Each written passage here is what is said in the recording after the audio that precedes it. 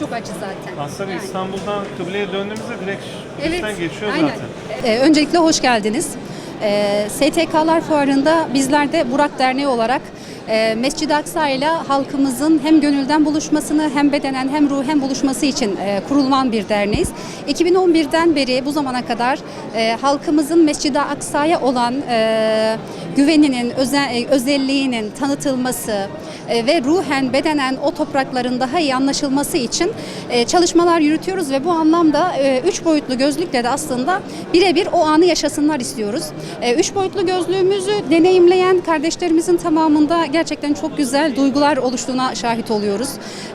O anı yaşadıklarını, Mescid-i Aksa'ya gitmiş gibi olduklarını ki bizim 3 boyutlu gözlüğümüzün içeriği ise İsra ve Mirac'ı anlatıyor ve Mescid-i Aksa'nın içerisinde gezinti, bizzat oradaymış hissi veriyor izleyenlere ve bu anlamda gitme imkanı olmayanlara aslında bir nevi Mescid-i Aksa ile buluşturmuş oluyoruz bu sayede. Elle tutulur bir şey